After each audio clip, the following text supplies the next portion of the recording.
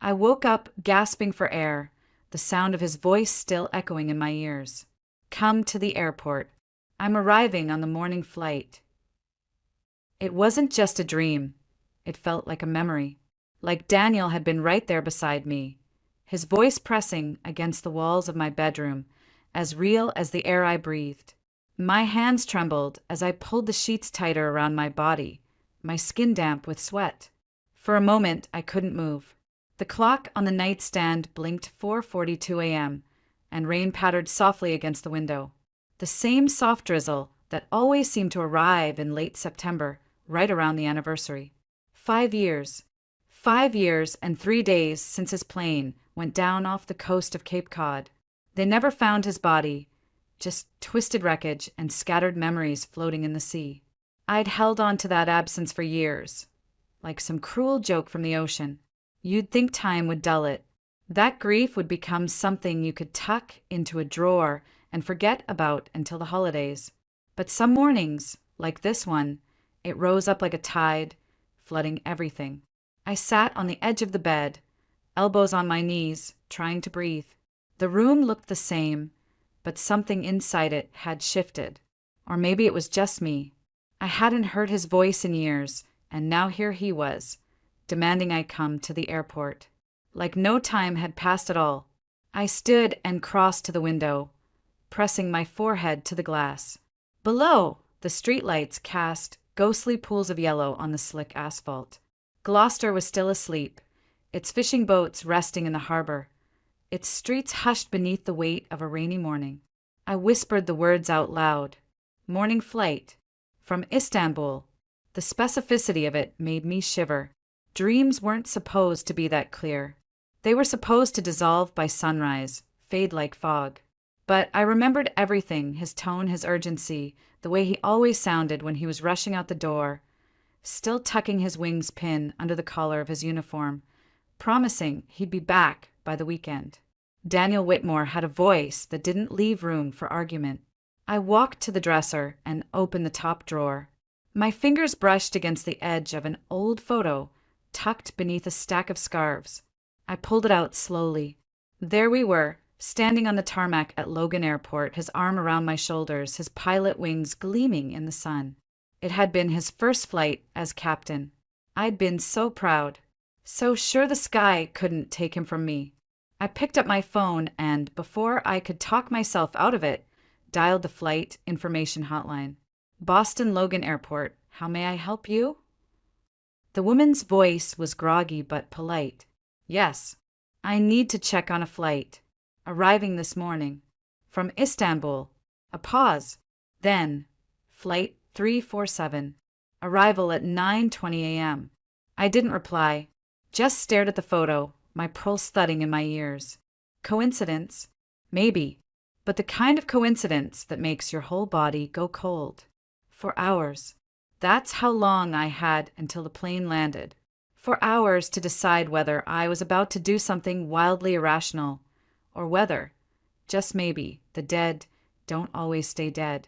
Daniel always said I had some weird connection to things, that I could sense when something wasn't right. He called it cat's intuition, back when he used to smile at me like I held the world in my hands. But I hadn't smiled in years. And if this was madness, then it was the kind I needed to see through to the end. I opened the closet and reached for the gray trench coat I hadn't worn since the day I saw him off at the terminal. The fabric still held a faint scent of my old perfume, sharp and floral, like someone I used to be. I slipped it on over my night clothes, tied the belt tight around my waist, and grabbed my purse. No makeup, no brushing my hair, no good reason, just a question I couldn't ignore. What if? The drive to Logan was a blur of gray asphalt, wiper blades, and silence. I didn't turn on the radio. I didn't want music or voices or distractions. I wanted the storm outside to match the storm inside, and it did. Every gust of wind felt like a warning. Every flash of brake lights ahead of me like a pulse of doubt. Still, I kept driving. Traffic was light that early, just a few trucks and restless taxis weaving between lanes. As the city skyline began to rise ahead, I realized I hadn't even brushed my teeth.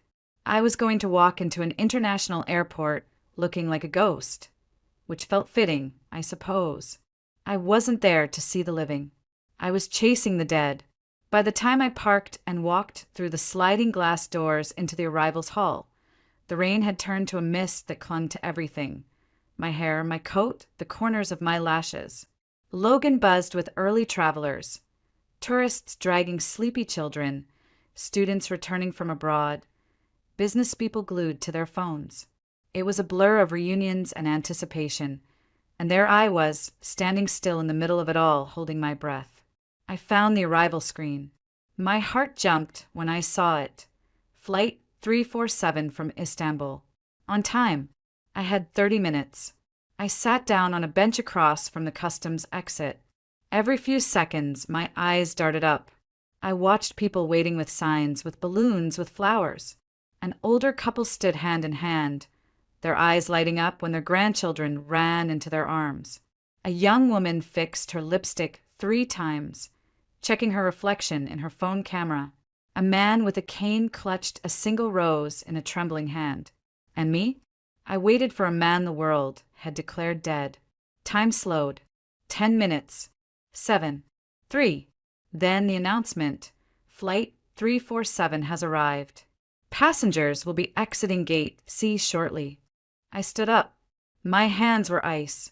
The first people to appear were flight attendants. Neatly pressed uniforms, tired smiles. Then came the stream of passengers.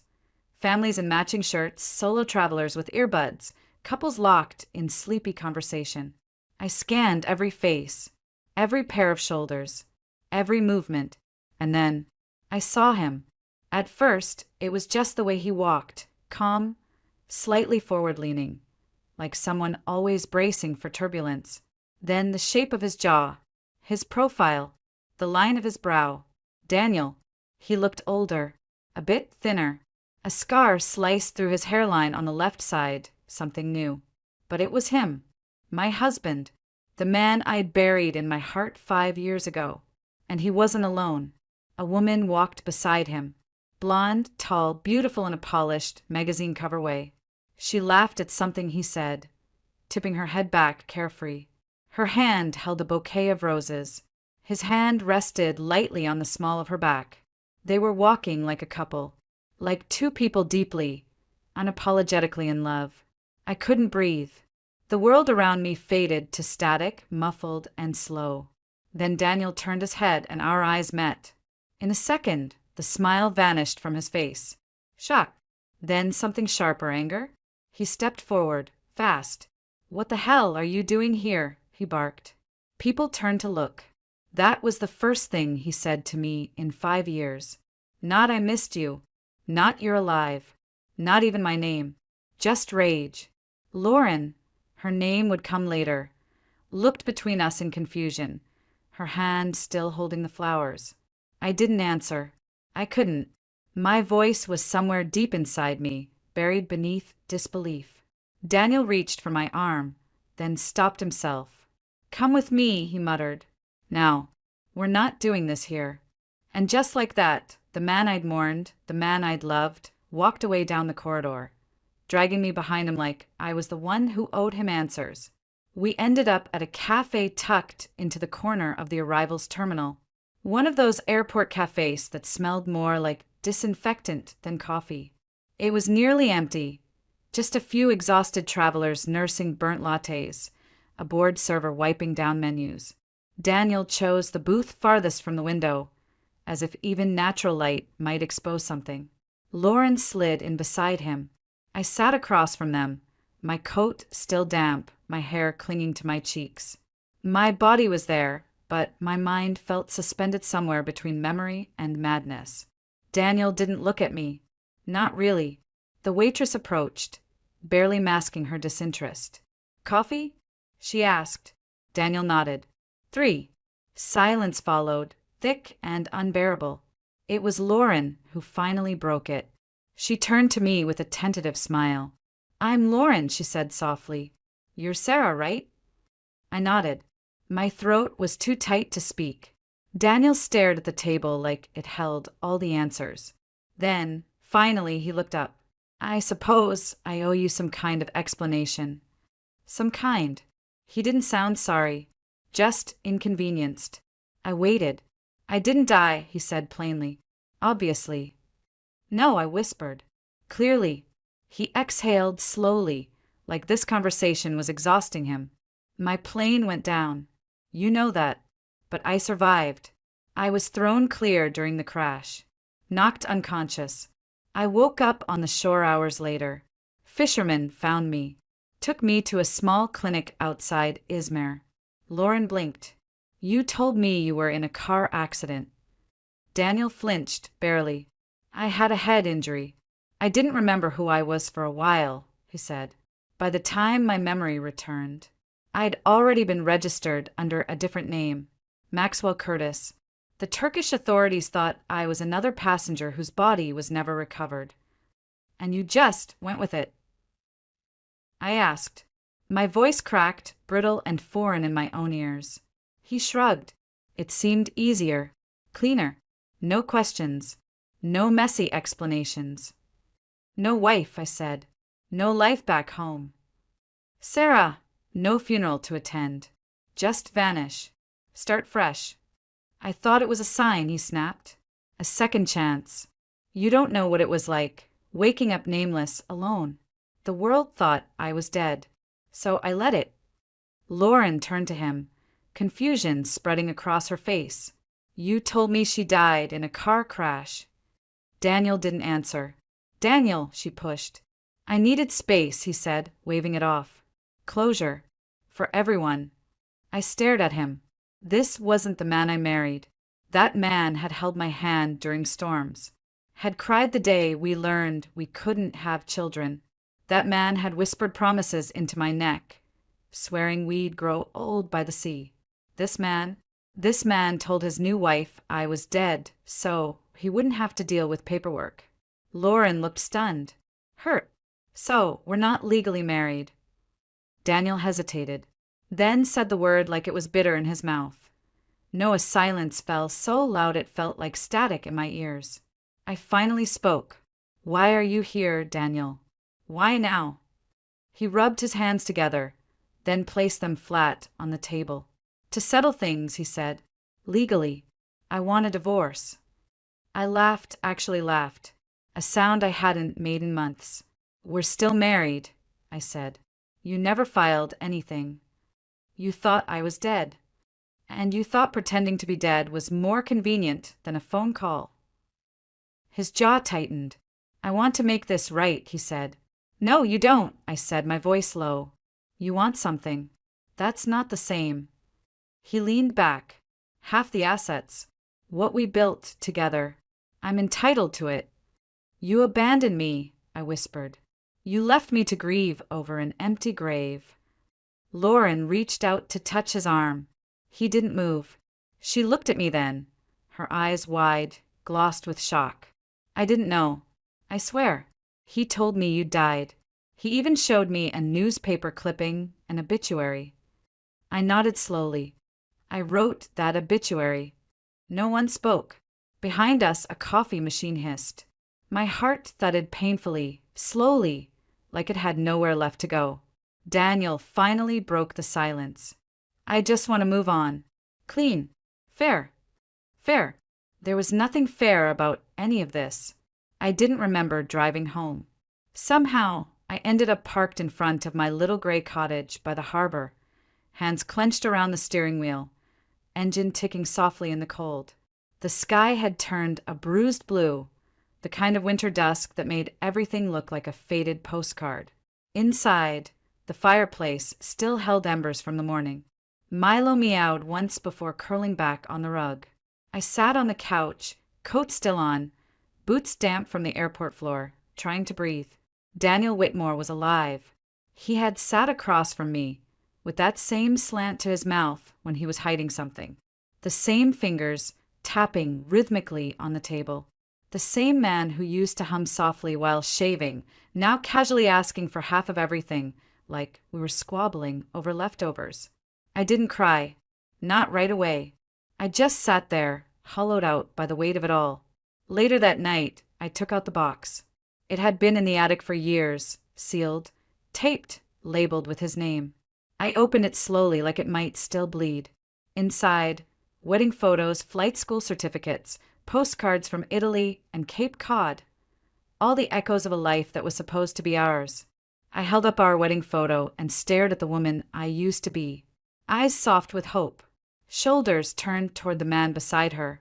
That woman buried a husband. She didn't deserve this ghost crawling out of the past, demanding his share. My phone buzzed. A new message. I've made an appointment with a lawyer. 11 a.m. Tuesday. You'll need to sign papers. Daniel. No, please. No, I'm sorry. Just cold logistics. I didn't respond. Instead, I pulled out my old folder with legal documents, deed to the house, savings records, insurance statements. Everything I'd kept meticulous since his death. After the crash, Daniel's assets had been declared unrecoverable due to no body being found. But the house had remained in both our names. I had paid off the mortgage myself, brick by exhausting brick. I stared at the numbers, then opened my banking app. And that's when the panic began to rise. My main account was fine, but the second account, the savings I'd quietly built over the years from the sale of my father's old beach property, was empty, gone. $182,400 vanished. I blinked. No recent activity. No recorded transfers. But the account was linked to the joint name we used for the beach house sale. It had never been closed, just ignored. I'd left it untouched for years, meant for retirement, for quiet sunsets and someday comfort. Somehow he'd accessed it. Suddenly, the dots started connecting faster than I could breathe. The beach house had been sold in 2021. I'd signed off digitally through the lawyer, believing the funds were safely transferred into that old account. It was tucked under our shared names, but inactive. I hadn't touched it since. Never needed to. But someone had, and I knew who. Daniel must have used forged ID under his real name. Or maybe he convinced the bank he was back from the dead. Maybe Lauren had no idea what he was doing, or maybe she did. My hands were shaking. He hadn't just come back for a divorce. He'd already taken what he wanted. This wasn't about closure. This was about theft. I leaned back on the couch, staring at the ceiling like it might collapse in on me. Then I stood, calmly, methodically. I went to my bookshelf and pulled down the slim black binder I'd kept for emergencies. Inside was the business card of the only person I trusted with situations like this. Eleanor Pratt, attorney at law. She'd handled my will when Daniel was declared dead, helped me transfer his car title. She knew the paperwork. She knew me, and now she'd know everything. I dialed her number. She picked up after 2 rings. Sarah. Her voice was warm, familiar. I need to see you, I said. There was a pause. I figured. Daniel showed up here 2 hours ago, with a proposal. My stomach dropped. Then you already know.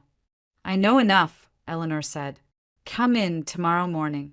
Early. I hung up. Then finally, I cried. Not because he was alive, but because everything I'd carefully rebuilt was already being dismantled. The next morning, Gloucester was wrapped in thick fog. I drove toward Eleanor's office with the headlights on, barely seeing 10 feet ahead. It felt appropriate somehow, like even the town was refusing to reveal what lay ahead. Eleanor Pratt's office sat in an old colonial house, white shutters and a brass doorknob that never quite stopped squeaking. She met me at the door herself, wearing a navy turtleneck and those rectangular glasses she always pushed up her nose when annoyed. This morning, they were halfway down. She didn't offer small talk, just a quiet come in. We sat in her office, where everything still smelled like cedar and ink. She placed a thick manila folder between us. Daniel came by yesterday, she said, fingers laced. Claimed he'd been in a witness protection program, that the government faked his death for his safety. Said now that he's back, he wants to reclaim his legal identity, finalize the divorce, and split the assets. I blinked slowly. He's lying, I said. Eleanor nodded. Of course he is. But lies backed by partial truth can get messy. I took a breath. He stole money from the joint account tied to the beach house sale. Over $180,000. He accessed it before reappearing. I didn't even know it was still linked. Eleanor didn't flinch. She simply reached for a notepad. Do you have documentation? Yes. I brought everything. I handed over my USB stick and a printed spreadsheet I had pulled together overnight. Also this. From my purse, I produced a letter. The only real letter I'd ever received from Daniel during our marriage. Dated 5 years before his death. His signature was unique, an elaborate D, with a cross-stroke that curled like a wave. I laid it beside the notarized beach house sale document he must have signed as Daniel Whitmore. Eleanor stared at them both. After a moment, she said, "That's not the same signature." No, I agreed. He forged it, or someone did it for him. Either way, he impersonated a dead man himself. The irony made me want to laugh, but I didn't. I just sat there as Eleanor's legal brain began to spin. This gives us leverage, she said. If he fraudulently accessed funds using a forged signature, that's financial impersonation. Depending on the state, that can be a felony, especially if we can prove he was never in witness protection. He wasn't, I whispered. There were no officials, no documents, no protocols. He just showed up. Eleanor leaned back. Then we treat this like what it is. Fraud, identity theft, and financial abuse. She paused. But Sarah, we also need to prepare for the court of public opinion. What do you mean? If he's resurfacing with a new wife, you can bet he'll try to paint a narrative. That he was hidden for national security. That he regrets leaving you but had no choice.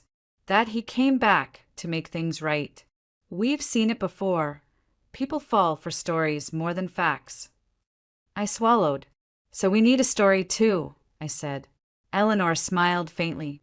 Not a story. The truth, but packaged well. She handed me a stack of papers.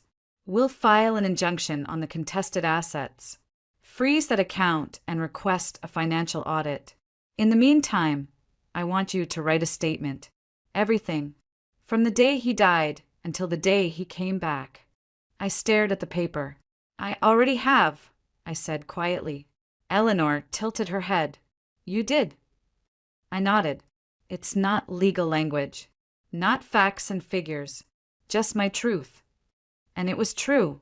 That night, after the call, I had stayed up until dawn, typing, pouring every wound into sentences, every memory into pages, not for anyone else but for me.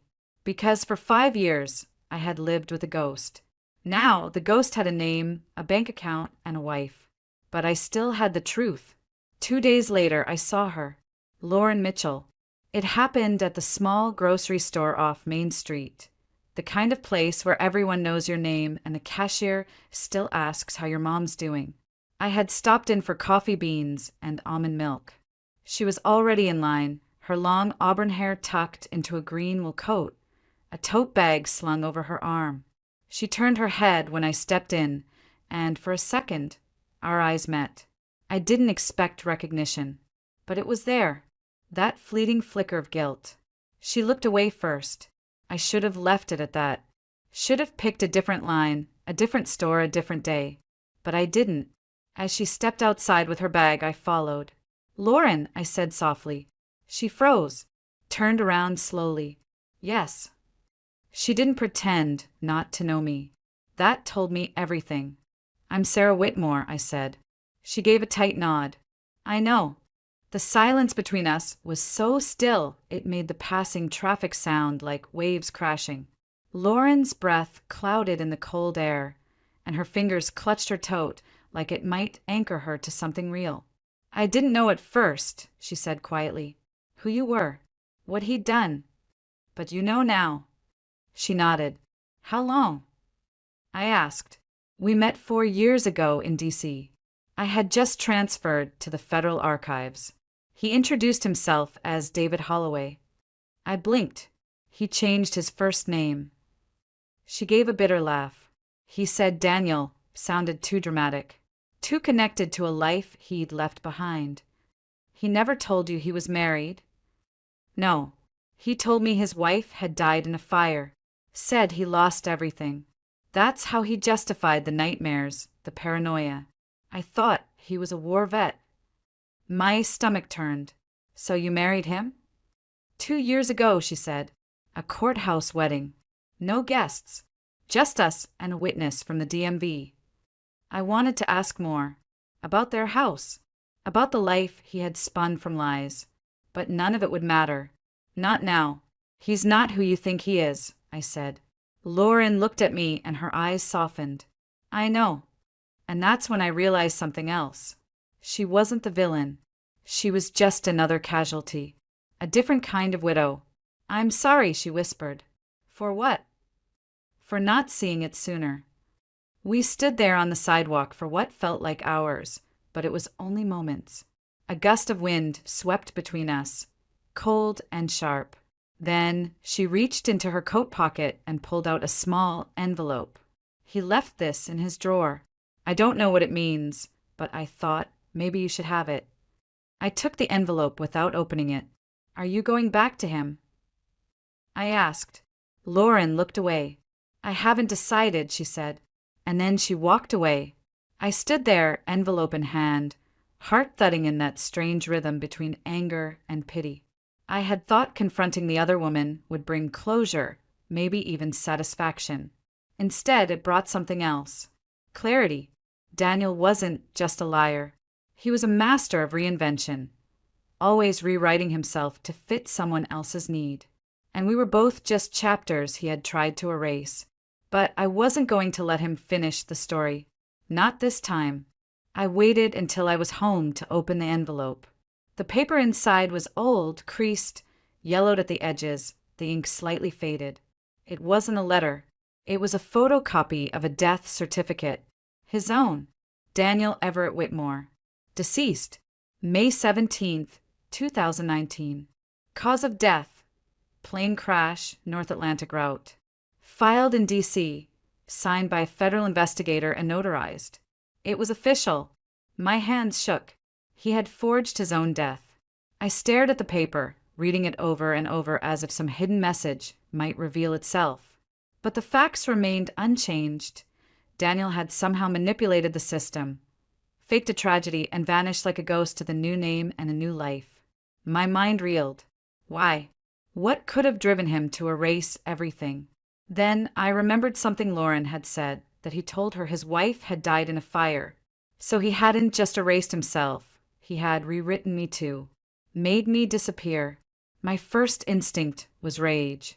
The kind that clogs your throat and burns behind your eyes. But as the anger simmered, it gave way to something sharper. Something colder. I needed answers. And if I had learned anything in the last 5 years, it was that answers hide in the details. I called Eleanor Pratt, the attorney who had handled my wrongful death benefits case. She was retired now, living up near Bar Harbor, but she picked up on the second ring. Sarah, she said, her voice warm. It's been a while. I need your help, I said, and I told her everything, from the voice in my dream to the face at the airport to the paper I now held in my hand. There was a long pause. You're saying Daniel is alive? Yes, and remarried, living under the name David Holloway. Another pause. Then we may have a legal problem. A big one. I don't care about the benefits, I said. I don't even care about the marriage. I just want to know how he did it. Who helped him? Eleanor was quiet for a moment, then said, Come to Boston. Tomorrow. Bring the document. I'll make some calls. The next morning, I drove through coastal fog to her office, tucked into an old brownstone near Beacon Hill. Eleanor hadn't changed much. Gray hair pulled into a tight bun, tweed jacket, eyes like steel under reading glasses. She took one look at the death certificate and shook her head. This is high-level forgery, she said. Not the work of someone with a fake printer and a wild imagination. He had help. Someone in the system. She ran her fingers along the notary seal. And if this is real, and I mean legally filed real, then it passed through at least 3 layers of federal verification. Which means he didn't just disappear, Sarah. He was protected. My mouth went dry. Protected? By whom? That word cracked open a door I wasn't ready for. Maybe Daniel wasn't just a coward. Maybe he had been running from something or someone. And maybe I was now standing in the crosshairs of whatever he left behind. Eleanor leaned back in her chair, tapping a pen against her notepad. There's something else, she said. His life insurance claim was paid out, but not to you. I blinked. What? The payout went to a trust, one that was dissolved 6 months ago. The account was linked to a private bank in Zurich. My stomach turned. Do you think he used that money to start over? Eleanor nodded grimly. I think he funded his resurrection. I didn't storm into their house. I waited. Eleanor helped me draft a letter. Not a legal threat, just the truth, carefully laid out. I sent it certified, return receipt requested, addressed to both David Holloway and Lauren Mitchell. Then I waited again. It took 5 days.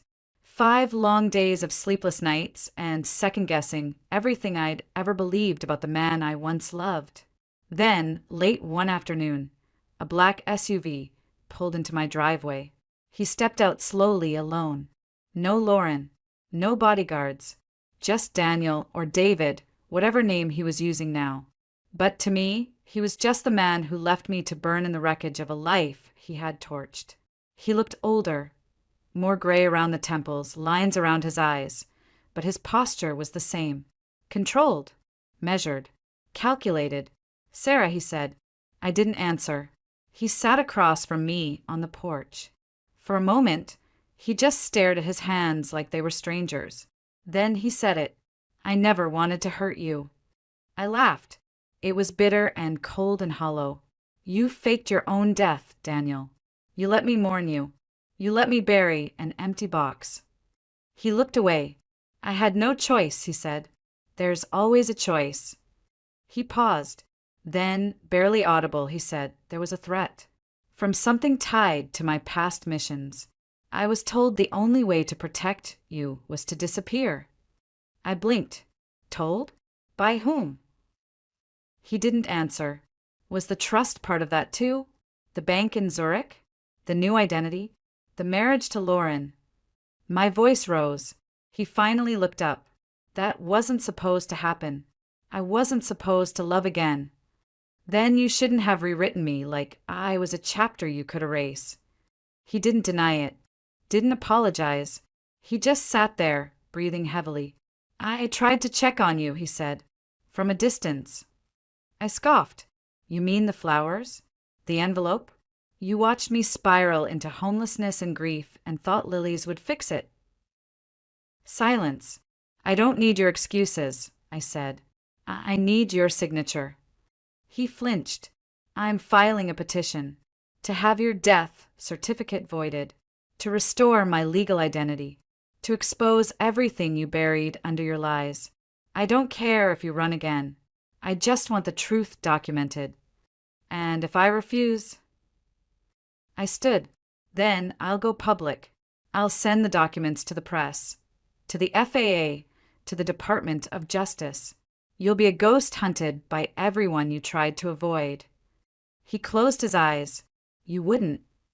I already have. I handed him a folder.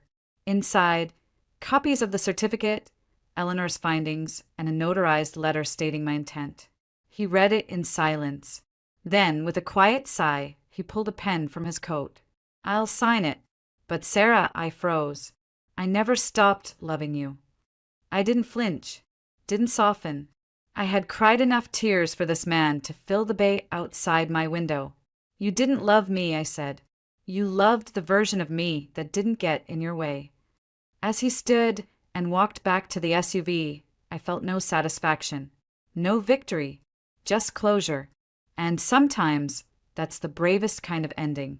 The voided death certificate arrived in the mail on a Thursday afternoon. I held it in my hands like it was some ancient artifact pulled from a shipwreck. It smelled of ink and bureaucracy, but to me it was the most sacred piece of paper I'd received in years. Not because of what it undid, but because of what it allowed me to do next. I changed my name back, legally, officially, proudly. Sarah Whitmore. I reclaimed every syllable, like a breath I'd been holding for too long. The bank account that had been frozen under a false widow status was finally released. Not much was left, but it was enough. Enough to move, to rebuild, to choose. I didn't stay in Gloucester. There were too many ghosts in that town, some mine, some borrowed. Instead, I packed 2 duffel bags, sold the remaining furniture, and drove south along the coast. I didn't have a map or a plan, just a direction. It was somewhere near Narragansett Bay that I pulled over on a foggy morning and watched the waves break over the rocks. There was a small cottage for rent just off the beach. White shutters, uneven floorboards, and a porch that creaked like it whispered stories at night. I signed the lease the same day, and that was where my second life began. I planted lavender by the windowsill, adopted a cat with crooked ears and a bad attitude. I started painting again, not well, but with intention. I joined a writing group at the local library where no one knew my story and no one needed to. They only knew the words I put on paper. I didn't tell them I had once been married to a man who died and came back a stranger. I didn't tell them I used to dream in coded memories and wake up crying in an empty bed. Instead, I told them I liked the sea and silence, and that I was learning how to make sourdough bread, though I kept killing the starter. And one day that was enough. Sometimes people ask me, if I had the chance to go back, would I do anything differently? I used to think I would, that I'd stop the wedding, that I'd read the signs, that I'd never fall for a man who could vanish so completely. But now I know the truth. Every broken part of that story led me here, to this tiny house with sea glass in the windows and freedom in the air, to a life no longer built on someone else's lies, but on my own strength. I don't wait for the mail anymore. I don't fear the sound of someone knocking. And if I ever see him again, on a street, in a store, in someone's memory, I'll nod politely and keep walking. Because I'm no longer the woman who needed answers. I'm the woman who created her own.